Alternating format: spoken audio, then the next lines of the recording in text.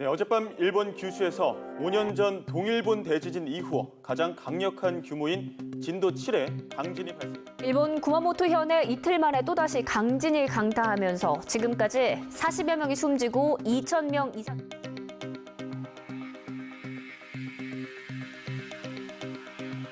지난 4월 일본 구마모토 현에서 규모 6.5와 7.3의 지진이 두 차례 발생했습니다. 그리고 며칠 뒤 에콰도르에서도 규모 7.8의 강진을 시작으로 세 차례의 지진이 발생했는데요. 연이은 지진의 세계는 물론 우리나라에서도 지진에 대한 공포가 커져가고 있습니다. 일본에서 지진이 많이 났다고 들어서 우리나라도 안전지대는 아니잖아요. 그래서 살짝 불안해요. 주변국에서 자꾸 지진이 일어나니까 불안하기도 하고. 불안한데 우리나라도 좀 대책이 필요해야 될 것 같아요. 오랜 기간에 걸쳐 대륙 이동, 해저 확장, 산맥 형성 등에 작용하는 지구 내부의 힘에 의해 발생하고 있는 지진. 거대한 자연 현상을 인간의 힘으로 막을 수는 없지만 그 피해를 최소화하기 위한 노력은 계속해 왔는데요. 흔들리는 지구에서 과연 우리는 안전할 수 있을까요?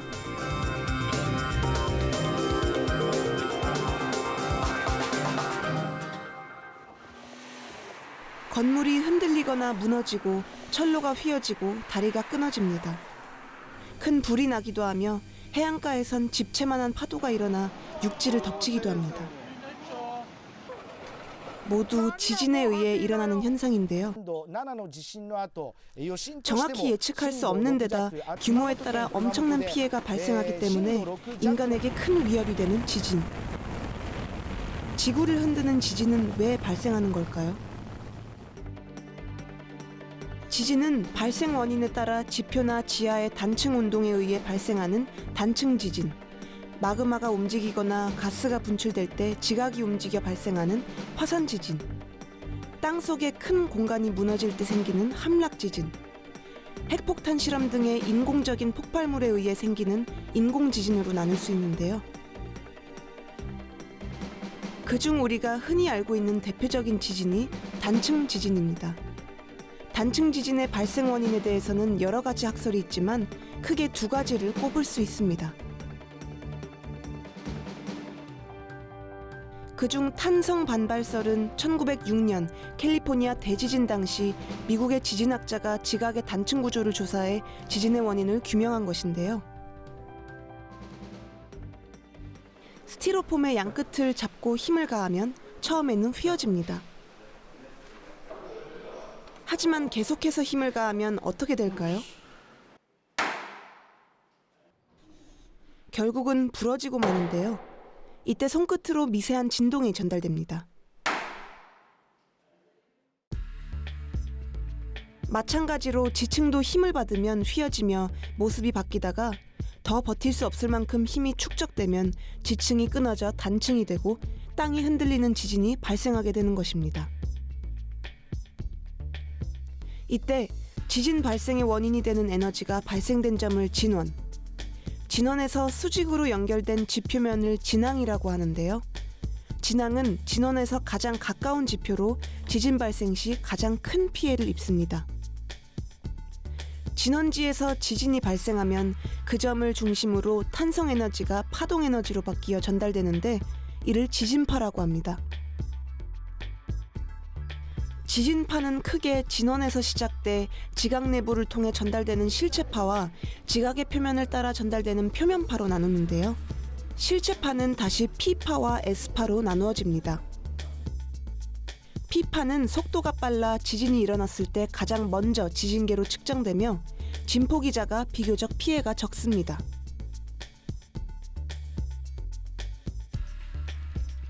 S파는 지진계의 두 번째로 측정되는 지진파로 진폭이 커 피해가 큽니다. 표면파 역시 러브파와 레일리파 두 가지로 나누어지는데요. L파라고도 불리는 러브파는 지진파들 중 가장 파괴력이 강하며 R파라고 불리는 레일리파는 해양의 너울처럼 땅을 출렁거리게 합니다. 지진의 발생 원인을 설명하는 또 다른 이론으로 땅을 휘거나 끊어지게 하는 힘이 어디서 나오느냐를 밝힌 판 구조론이 있습니다. 판 구조론은 지구의 표면이 두께 50에서 200km의 여러 개의 판으로 쪼개져 덮여 있고 이들이 지구 내부의 대류 현상에 의해 움직인다는 이론인데요. 이들 판이 같은 속도와 같은 방향으로 움직이지 않고 서로 맞물린 상태에서 다른 방향으로 제각각 움직이면서 지진이 발생한다는 것입니다. 지진은 땅속의 응력이라고 하는 것이 차례대로 쌓이다가 이것이 땅이 견딜 수 있는 임계치를 넘어서게 될 때 땅이 부서지는 현상을 곧 지진이라고 합니다. 그래서 지진이 발생하는 곳은 바로 단층이 발달하는 곳이고 단층이 있는 곳에서 지진이 발생하게 됩니다. 강체의 성질을 가진 판들은 그 밑에 연약권 위에서 움직이는데요. 주로 판과 판이 서로 경계를 맞대고 있는 수렴 경계, 보존 경계, 발산 경계 지역에서 서로 멀어지거나 부딪히며 이동할 때 마찰에 의해 지진을 포함한 여러 지질 활동이 일어나게 되는 것입니다. 장기적으로 볼 때 지구상에서 지진이 발생하지 않는 지역은 없습니다. 하지만 모든 지역에서 고르게 발생하기보다 특정 지역에서 자주 일어나는데요. 지진이 자주 발생하는 지역을 연결하면 띠 모양이 되는데 이를 지진대라고 부릅니다. 특히 아메리카 서부의 산과 알래스카, 일본, 필리핀을 지나 뉴질랜드까지 태평양을 빙 둘러 나타내는 지진대를 한자의 고리 환을 써서 환태평양 지진대, 화산 활동이 활발하다고 해서 불의 고리라 부르기도 하는데요. 전 세계 지진의 90%가 발생하는 이곳 환태평양 지진대에 위치한 대표적인 나라가 일본입니다. 일본 열도 같은 경우에는 동쪽에 태평양판이 부딪히고 있고 또 남쪽으로는 필리핀판이 부딪히고 있습니다. 이렇게 두 판이 강력하게 부딪히다 보니까 판의 경계부에 위치하고 있는 일본 열도에는 막대한 힘이 쌓이고 있고 이 힘에 쌓인 결과로 지진이 많이 발생하고 있습니다. 지진이 많이 발생할 뿐만 아니라 그 발생하는 힘의 크기가 크기 때문에 큰 규모의 지진도 많이 발생합니다. 그렇다면 환태평양 지진대에 위치한 일본과 바로 이웃해 있는 우리나라는 어떨까요? 판 구조론에 의하면 큰 규모의 지진들은 대부분 판의 경계에서 발생하지만 그렇지 않은 경우도 있습니다. 약 7만 명이 사망한 2008년의 스촨성 지진은 판 경계부에서 멀리 떨어진 지역에서 발생했고 일본에서도 판 경계에서 비교적 멀리 떨어진 후쿠오카 지역에서 강한 지진이 발생한 사례가 있었습니다. 그렇기 때문에 유라시아 판 내부에 위치한 우리나라도 지진 안전지대는 아니라는 의견이 나옵니다. 우리나라는 판의 안쪽에 있기 때문에 판의 경계부에 있는 일본에 비해서는 힘이 쌓이는 속도가 느립니다. 힘이 쌓이는 속도가 느리기 때문에 이 힘이 쌓이는 시간이 오래 걸리고 그로 인해서 지진이 발생하는 빈도수는 낮은 편입니다. 지진 발생 빈도가 낮다는 것이 큰 지진이 발생할 가능성이 낮다는 것을 의미하지는 않습니다. 이 지역에 작은 힘이라도 쌓이게 되면 언젠가는 그곳에서 견딜 수 없는 정도의 힘이 쌓이게 되고 곧 지진이 발생하게 되는데 그곳에서 발생 가능한 최대 지진은 과거에 어떤 정도의 지진이 발생했는지 확인해 보면 알기 쉽습니다. 우리나라 같은 경우에는 조선왕조실록 등에 규모 7에 육박한 지진이 발생한 기록들이 남아있고 이 지진들은 향후 미래에 한반도에서 발생할 수 있는 지진들입니다. 이 지진들이 향후에 한반도에서 발생하게 된다면 그 피해는 굉장히 클 것으로 예상이 되고 일본 열도에 비해서 발생 빈도는 낮을지 모르지만 한 차례 발생하게 되면 큰 피해로 연결될 수 있습니다. 우리나라에서 지진 계측을 시작한 이래 가장 큰 피해를 입힌 것으로 알려진 지진은 1978년 충남 홍성에서 발생한 규모 5.0의 홍성 지진인데요. 2명이 다치고 118채의 건물이 파손된 것으로 알려져 있습니다. 2007년 강원도 평창군에서 발생한 규모 4.8의 오대산 지진 역시 경미하지만 14채의 건물에서 피해가 발생한 것으로 알려져 있습니다. 한편 우리나라 지진 발생 횟수가 빠르게 늘고 있기도 한데요. 기상청에 따르면 1978년부터 2015년까지 국내의 지진 발생 횟수는 1,200여 회. 이 중 530건이 2000년대에 발생했습니다. 연평균 지진 발생 횟수의 변화를 살펴보아도 지진 발생이 잦아지고 있음을 알 수 있는데요. 1980년대에는 연평균 16회, 1990년대 26회, 2000년대 44회에 이어 2010년부터 2014년까지는 58회로 점차 늘어나고 있습니다. 이러한 지진 발생 횟수의 증가를 앞으로의 지진 발생 가능성과 어떻게 연관지을 수 있을까요? 1978년도부터 지금까지 총 규모 5.2 이상 지진이 총 6회 발생하였습니다. 이 지진들은 이제 실제적으로 6년에서 7년에 한 번꼴로 이제 발생하고 있기 때문에 앞으로도 5.0 이상의 지진은 언제든 이제 발생할 수는 있습니다. 우리나라에선 아직까지 지진으로 인한 큰 피해 사례가 없었습니다. 하지만 세계적으로 지진은 21세기 들어 가장 많은 희생자를 낸 재앙이라 할 수 있는데요. 2004년 12월 26일 인도네시아를 비롯한 인도양 14개 국가에서 지진 해일로 인해 23만여 명이 죽거나 실종됐고,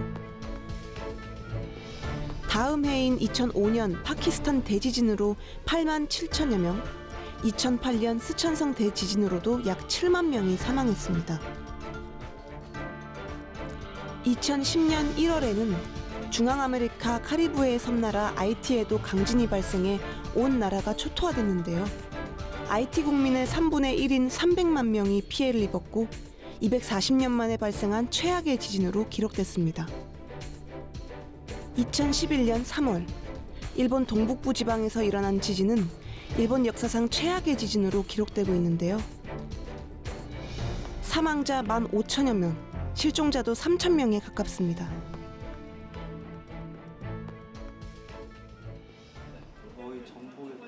이처럼 어마어마한 피해를 가져오는 지진이 있는 한편 아주 미세한 흔들림으로 나타나거나 사람이 아예 느끼지 못하는 지진이 발생하기도 하는데요.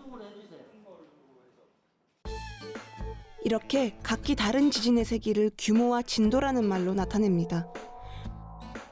많은 사람이 혼용해 쓰고 있지만 둘에는 차이가 있습니다. 규모란 지진 발생 시 방출된 에너지의 총량을 뜻하는 것으로 알파벳 대문자 M의 숫자를 붙여서 소수점 이하 한 자리까지 나타냅니다. 이때 규모 1이 증가할 때마다 에너지의 크기는 약 32배가 되는데요. 규모 2.0 이상부터는 진앙지 주변에서 사람이 감지할 수 있고 규모가 클수록 더 큰 피해를 동반합니다. 특히 8.0 이상의 지진은 수백 킬로미터 지역에 걸쳐 엄청난 위력을 발휘해 거의 모든 마을을 파괴할 수도 있습니다.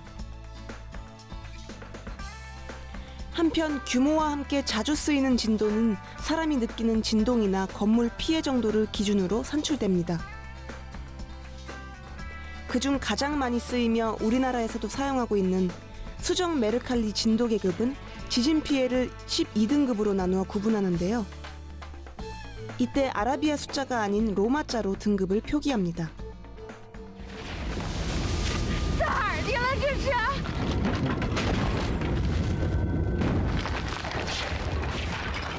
여러 나라에서 지진을 소재로 한 영화가 만들어졌습니다. 일본이나 중국처럼 대지진을 직접적으로 겪어본 적이 없는 우리에게 대지진은 아직 영화 속 가상현실에 그치고 있지만 우리나라가 더 이상 지진 안전지대가 아니라는 데에는 전문가들의 의견이 모아지고 있습니다. 역사 기록물을 보게 되면은 조선왕조실록 등에는 수도권 이론에서 높은 지진 발생 빈도를 보이고 있습니다. 이러한 지진들이 의미하는 바는 향후에도 큰 지진들이 이러한 지역을 중심으로 발생할 수 있음을 의미하고 있습니다. 미래에는 반드시 피해를 일으킬 만한 중규모 이상, 규모 5.0 이상, 그리고 6.5 정도의 규모는 언제든지 발생할 수 있다. 일반적으로 강진이라고 말하는 규모 5.5 이상의 지진 피해가 없었기 때문에 지진 발생 시 피해 상황을 예측하기도 어려운데요. 다른 나라의 경우에 비춰 우리나라에 일어날 수 있는 지진 피해를 예상해 볼 수는 있습니다.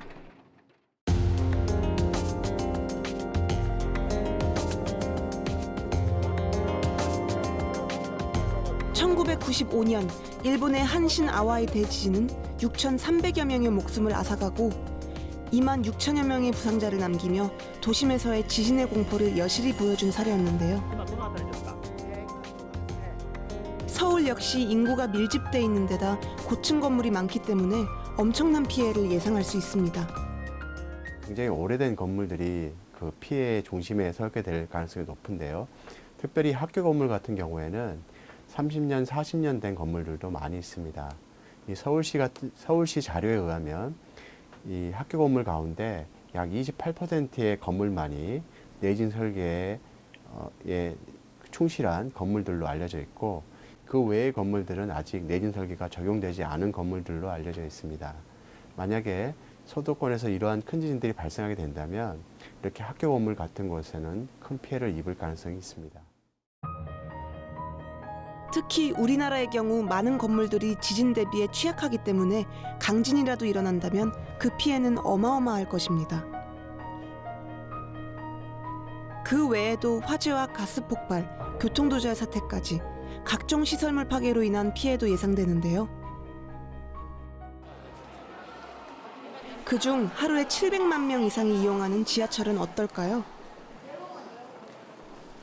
서울의 지하철 중 1호선에서 4호선의 경우 지은 지 30-40년이 지난 데다 내진 설계에 대한 기준이 없던 시기에 건설되었기 때문에 지진 위험에 크게 노출돼 있습니다. 2014년도에 국정조사 보고서를 보니 한 147km 정도 되는 것 같아요. 1, 4, 5선 합하면. 근데 그중에 한 3% 정도만 내진 설계가 됐고, 또 서울시 그 지하철공사에서 조사한 걸 보면 대체로 뭐 한 30% 정도는 이상은 내진 보강이 좀 시급하게 필요한 것으로 이렇게 조사된 걸로 봤을 때 조금 내진 쪽에서 좀 취약하지만 그래도 최근까지 이제 1호선, 4호선 내진 보강이 서울 지하철공사에서 주로 진행을 하고 있기 때문에 이러한 어떤 위험성은 조금 완화될 것으로 생각은 됩니다.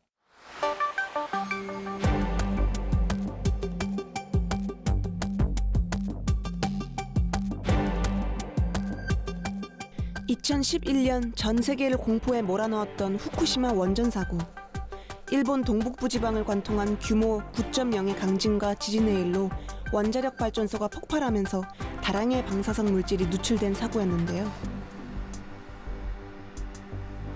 우리나라에서도 지진이 일어난다면 원자력 발전소에 미칠 영향과 그로 인한 피해를 예상해보지 않을 수 없습니다.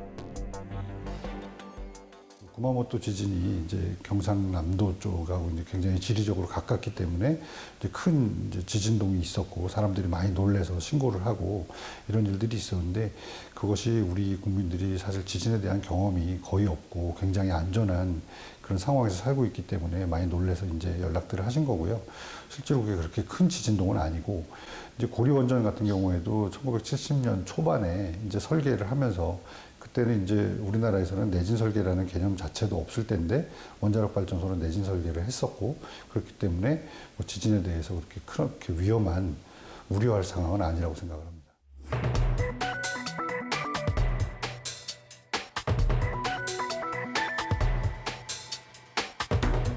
집채만한 지진 내일이 고속열차와 같은 속도로 돌진해 어촌 마을을 덮칩니다.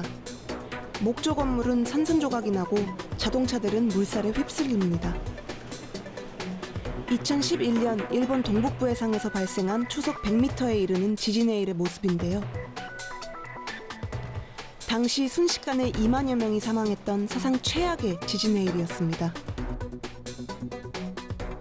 그렇다면 일본과 인접해 있고 삼면이 바다로 둘러싸인 우리나라는 어떨까요?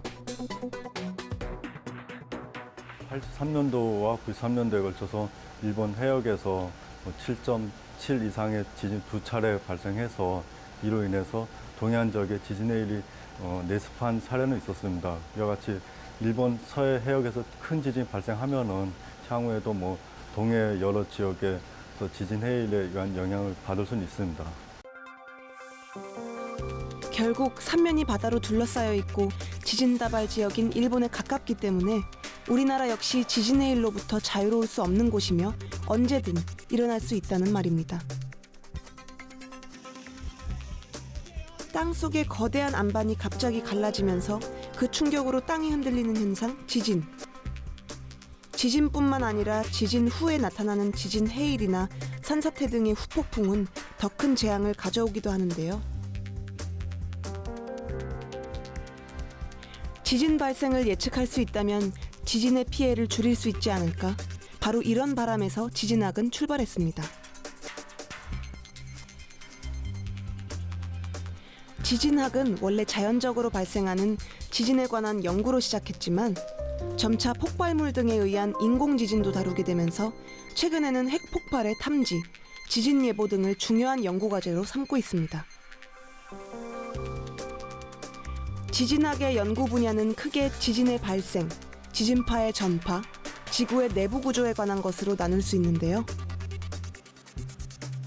지하에서 지진이 발생하면 지진파가 지구 내부를 통과해 지표면에 설치된 여러 지진 관측소의 지진계에 기록되고, 기록된 지진파들을 면밀하게 분석함으로써 지진이 발생하는 조건과 지진파가 통과한 지구 내부의 구조와 물리적 성질을 규명할 수 있는 것입니다.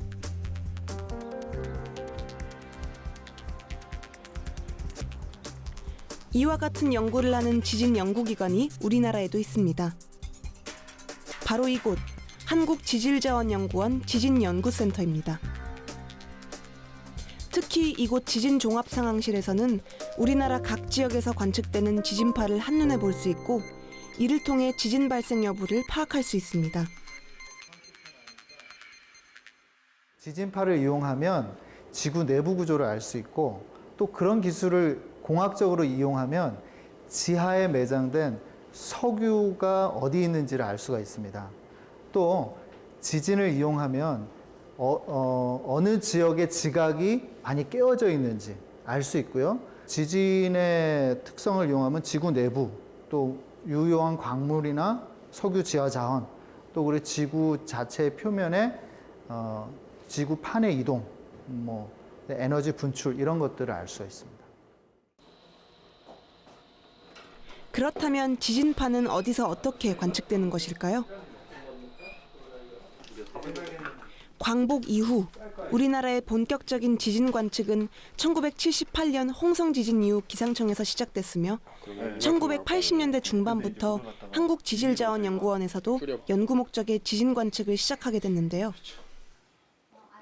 우리 지질자원연구원은 지진 연구를 하기 시작하면서 지진 발생이 예측되는 단층들 주변에 지진 관측소를 놓기로 결정을 하였습니다.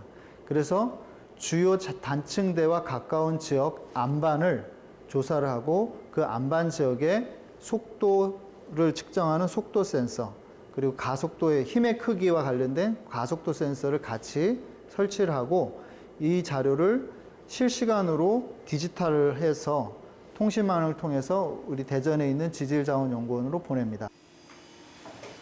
그중 대전에 있는 관측소는 우리나라 전역의 지진을 관측하고, 지진 연구를 위해 필요한 지진 자료를 얻기 위해 광대역 센서가 설치된 광대역 관측소입니다. 이곳은 한국지질자원연구원 내에 설치된 TJN 대전 관측소입니다. 지금 좌측에 보이는 푸른 계열의 큰 센서가 속도를 측정할 수 있는 광대역 속도계 센서입니다. 그리고 작은 검은색 센서가 가속도를 측정할 수 있는 가속도 센서가 되겠습니다. 지진은 관성의 법칙을 이용해 설계된 지진계를 통해 관측하는데요. 지면의 움직임을 잘 반영할 수 있는 지지대에는 무거운 줄을, 그 추의 끝에는 펜을 달고 추를 달아놓은 지지대에는 지진을 기록할 종이를 둡니다. 펜이 달린 무거운 추는 멈추어 있고, 진동으로 흔들리는 지지대에 고정된 종이가 움직이면서 지진이 기록되는 것입니다. 이것이 역학적 방식의 지진계인데요. 현재는 전자기술의 발달과 더불어 진동에 비례하여 유도전류를 만드는 센서와 이를 디지털 값으로 바꾸어 사용할 수 있도록 해주는 기록계인 현대식 디지털 지진계로 발전했습니다.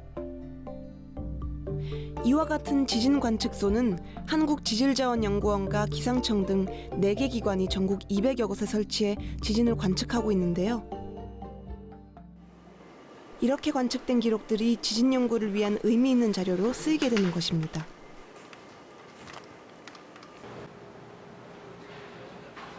한편 한국지질자원연구원은 지구 내부 탐사에도 관심을 가지고 연구하고 있는데요. 바로 이곳 IODP 한국사무국에서입니다. IODP 국제공동해양시추는 미국, 일본, 유럽 등 26개 해양 선진국이 참여하는 다자간 국제공동 연구사업으로 심해저 시추를 통해 기후변화, 신부생물권 연구 등 지구환경 변화 과정과 영향 분석, 지진 때의 과학적 이해와 규명, 미래의 잠재적 에너지원 탐사 등 해양 지구과학의 전 분야를 포함하는 연구 프로젝트입니다. 우리나라도 지난 2009년 한국지질자원연구원의 한국사무국을 개설해 참가하고 있습니다. 해외 IODP는 그 1997년도에 사실은 저희들이 이제 가입을 해서 실제적으로는 2004년도 그 해양수산부에서 지원하는 그 R&D 사업이 시작되면서 우리 본격적인 활동을 시작했습니다. 그래서 지금까지 이제 총 한국인 과학자 45명이 그 IODP 시전에 승선해서 지금까지 그 국제 공동 연구를 수행을 해오고 있습니다.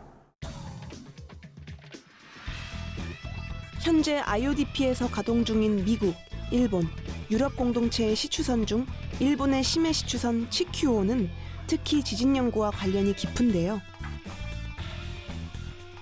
드릴 파이프의 길이가 7,000m나 되기 때문에 지진 발생원이나 상부 멘틀 부분까지 시추하는 것도 가능하다고 합니다.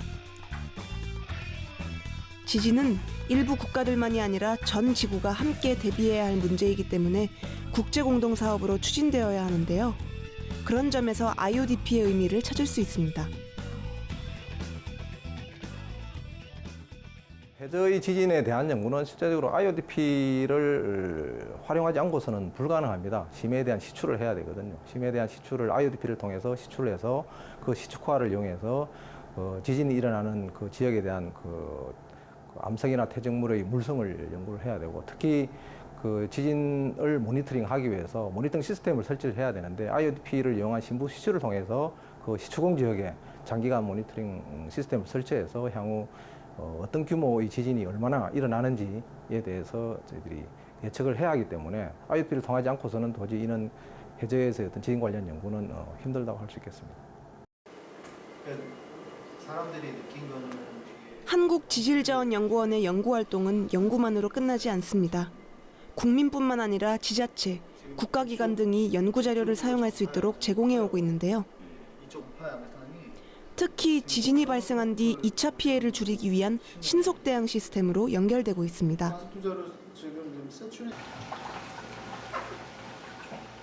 이곳은 지진과 관련한 연구를 진행하고 있는 또 다른 기관, 기상청 국가지진화산센터입니다. 기상청은 지진과 지진해일을 관측하기 위해 145곳의 국내 지진관측소를 운영하고 있는데요. 각 지진 연구기관의 지진 자료가 국가통합관측망을 통해 실시간으로 공유됩니다. 특히 국가지진화산센터에서는 이 정보들을 바탕으로 지진 발생 여부를 감시하고 진앙의 위치, 규모 등을 분석하는데요. 관측소에서 하루 동안 만들어지는 1TB 이상의 정보 중 고도의 컴퓨터 알고리즘을 통해 지진 신호만을 골라내 분석하고 이를 지진 조기 경보 시스템에 활용합니다. 지진 조기 경보는 P파와 S파 두 지진파가 시간차를 두고 발생하는 원리를 이용하는데요. 먼저 도착하는 P파의 도착 시간과 진폭 정보를 활용해 뒤따르는 S파의 위치와 규모를 계산하고 이를 알리게 되는 것입니다. 기상청은 2015년부터 지진 조기경보 서비스를 시행하기 시작했습니다. 그래서 현재는 규모 5.0 이상의 큰 규모 지진 발생 시에 50초 이내에 조기경보 서비스를 시행하는 것을 하고 있으며 향후 2020년도에는 약 10초 이내에 조기경보 서비스하는 것을 목표로 해서 추진하고 있습니다. 이와 같이 조기경보 서비스 시간을 단축시킴으로써 대피하는 시간을 확보하여서 그만큼 인명피해를 최소화할 수 있습니다. 현대의 기술로는 지진을 정확하게 예측하기 어렵기 때문에 각 나라에서도 예측이나 예보보다 지진 발생 시 경보 시스템에 대한 연구가 활발하게 진행되고 있는데요.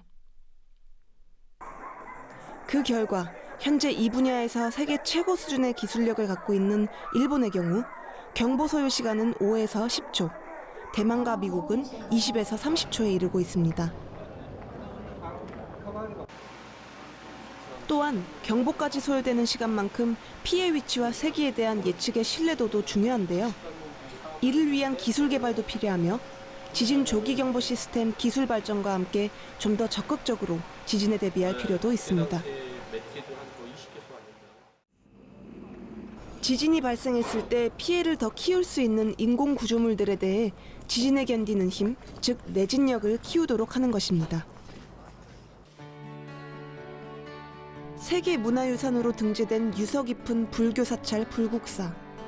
무려 1300년의 세월에도 거의 본 모습을 유지하고 있는데요. 역사 문헌을 통해 지진에도 견뎠음을 확인할 수 있습니다. 통일 신라 시대인 779년 땅이 흔들리고 민가가 무너져 죽은 자가 100여 명이나 되었다는 지진 피해가 기록돼 있는데요. 그런데도 불국사가 본 모습을 거의 잃지 않고 유지할 수 있었던 이유는 특별한 구조 때문이었습니다.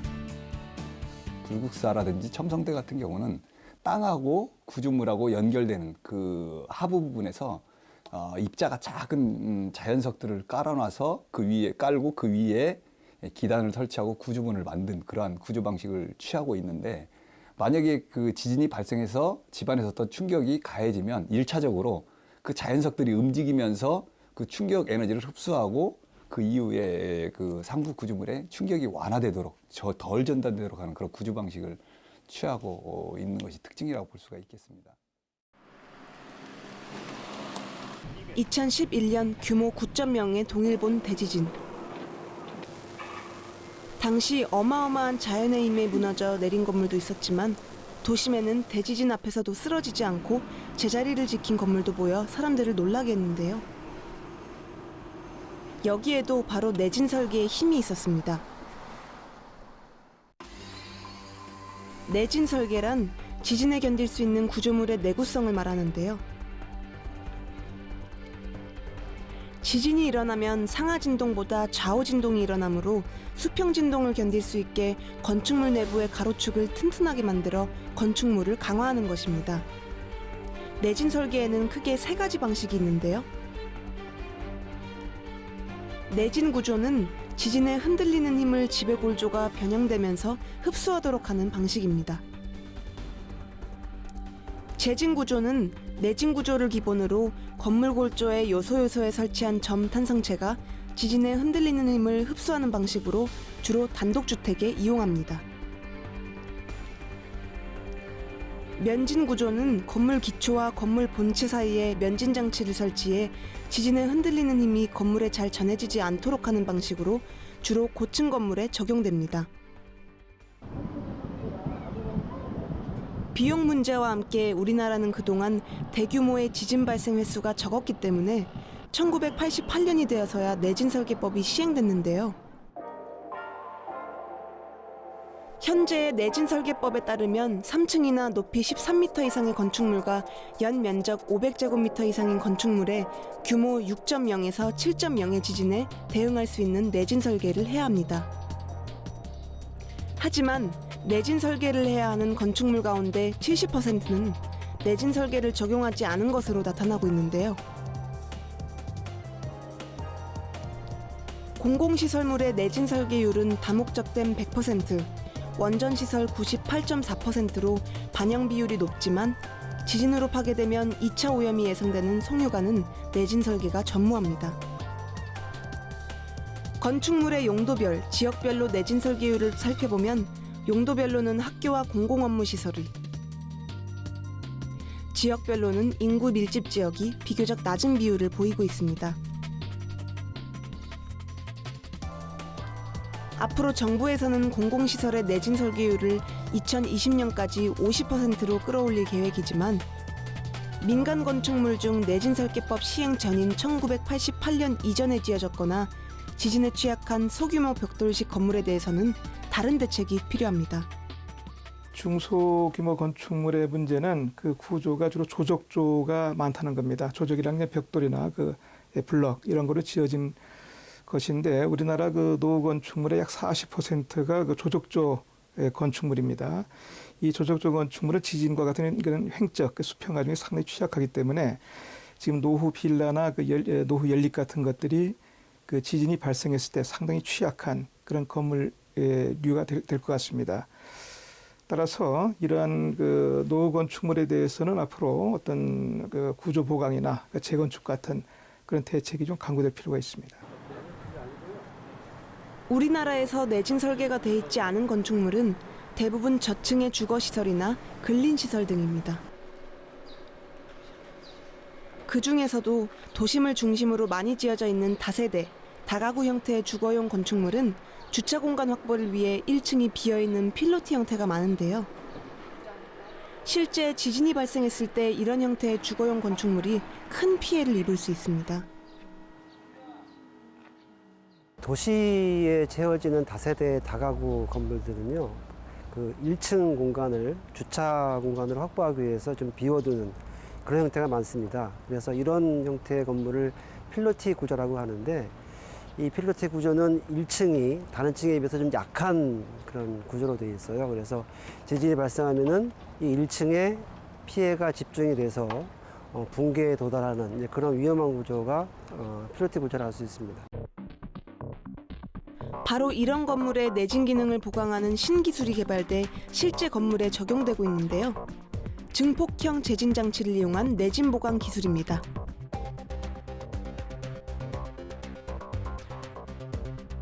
기둥과 보 사이에 C자 형태로 설치하는 기존 가세형 재진 장치와 달리 X자 모양의 재진 장치를 설치해 기존 방식보다 최대 12배가량 재진 성능이 뛰어납니다. 재진 장치라 하면 진동을 제어 흡수하는 그런 장치를 말하는데요. 건물에 지진이 발생했을 때 그 여파로 건물에 진동이 발생하면은 이 진동에 의한 영향을 에너지를 흡수, 제어할 수 있는 그런 장치가 재진 장치가 되겠습니다. 이런 장치의 효율성은 그 발생하는 그 장치의 변이에 직접 영향을 미치게 되는데요. 그런 변이를 증폭해서 재진 장치가 흡수, 충격을 완화할 수 있어서 더 유효한 장치가 되겠습니다. 최근 지진이 잇따르면서 국내 아파트의 내진 설계에 대해서도 관심이 커지고 있습니다. 15층 이상 아파트와 오피스텔은 내진 1등급 설계를 적용해야 한다는 건축법에 따라 국내 모든 건설사들은 아파트 내진 설계를 적용하고 있는데요. 이와 관련해 일부 건설사들은 재진 설계 공법을 개발해 지진 취약 지역에 적용하고 있습니다. 인방에 진동을 흡수하는 재진 장치 댐퍼를 시공해 지진 발생 시 건물 손상을 방지하는 인방형 재진 시스템도 그중 하나입니다. 지진이 발생했을 때 건물 같은 경우는 손상을 받을 수밖에 없습니다. 그래서 건물 전체적으로 받는 피해를 특정 부분에 대해서 몰아서 피해를 최소화함으로써 나중에 보수하는 부분에 대해서도 손쉽게 교체가 가능한 아파트에 적용할 수 있는 특성화된 기술입니다. 인방형 재진 시스템을 적용한 아파트와 그렇지 않은 아파트를 컴퓨터 해석 프로그램으로 분석하고 비교한 결과 두 건축물의 흔들림에 차이가 있음을 볼 수 있습니다. 한편 아파트를 짓기 전 실제 지진 데이터를 기반으로 지진에 따른 시뮬레이션을 돌려 내진 설계를 하기도 하는데요. 실제 지진이 발생했을 때 건물의 거동과 건물이 어떻게 파괴되는지 예측할 수 있어 피해를 최소화할 수 있는 기술입니다. 최근에 이제 국내에서도 도입이 시작된 성능 기반 설계라는 거는 기존의 내진 설계를 한 결과물에 대해서 한번 실제 지진에 대해서 시뮬레이션을 돌려보는 과정입니다. 실제 건물이 피해가 어떤 일부분에 대해서 큰 피해를 입는 걸 방지하고 좀 더 필요한데 보강을 하고자 하기 위해서 시뮬레이션 하는 선진 기술이라고 보시면 됩니다. 이 밖에도 건축물 설계 시 주변 풍속, 지질, 건물의 중요도 등 변수를 고려해 건축물의 구조 계산을 실시하고 이를 바탕으로 건축물의 기둥이나 구조체의 크기를 결정해 시공에 적용하는 등 내진 기술 개발이 활발히 진행되고 있는데요. 이와 더불어 필요한 것이 정부 차원의 내진 관리와 정책입니다. 내진을 우리가 생각할 때 내진을 여러 가지 보강을 하려다 보면은 많은 그 비용이 들어가고 그래서 민간석을 기피하는 경향이 있고 그래서 결국은 지금의 현실적인 대책은 내진 보강하는 그 구조물에 대해서 여러 가지 세제라든지 여러 가지 그 혜택을 주는 방안이 있고 그렇지 않으면 이것을 그 과거의 양적 공급 시대에서 벗어나서 지금 질적인 형태에서 그 재건축이라든지 어떤 구조 보강을 내진 보강을 전제해서 리모델링을 장려할 수 있는 그런 그 정책적인 대안이 필요한 시점이라 이렇게 생각합니다. 한편 평소 지진 대비 훈련을 통해 실제로 지진이 발생했을 때 대처하고 대피할 수 있는 방법을 익혀두는 것도 중요합니다. 정부에서 진행하는 재난 대응 훈련에도 지진 대비 훈련이 포함되어 있습니다.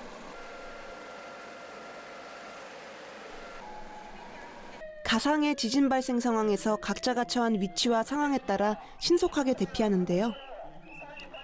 해안 지역에서는 지진의 일에 대한 대비 훈련과 함께 지진에 의해 유해 화학 물질이 유출됐을 때를 대비한 훈련도 진행됩니다. 때까지 대기하면 되겠습니다. 어렵지 않아요. 근데 이 방석 여러분들 안전체험관을 찾아 지진 체험을 해보는 것도 지진에 대비할 수 있는 좋은 방법입니다. 우선 지진이라는 자연재난은요, 일기예보를 통해서 미리 알 수가 없습니다. 예기치 않은 순간에 발생하는 자연재난이기 때문에 평소 꾸준한 훈련을 통해서 대처 방법을 습득하시는 것이 좋습니다. 최근 우리나라도 더 이상 지진 안전지대가 아니라는 전문가들 의견이 나오면서 지진 체험관을 찾는 학생들이 많습니다. 가상이지만 규모 7.0의 지진이 발생한 상황에서는 건물 전체가 흔들리는 것을 느낄 수 있고 진동으로 건물 안의 물건들이 흔들리고 떨어지기도 하는데요. 처음 느껴보는 지진에 당황한 학생들은 지진의 공포를 어떻게 느꼈을까요? 지진 체험을 한번 해보니까 지진에 대한 심각성을 더 알았고 좋은 경험이 되어본 것 같아요. 진짜 실제 상황 같아서 긴장되고 떨렸습니다. 한 번도 경험하지 못한 지진은 막연한 공포일 수밖에 없는데요. 그렇다면 실제 지진이 발생했을 때 우리는 어떻게 대처해야 될까요?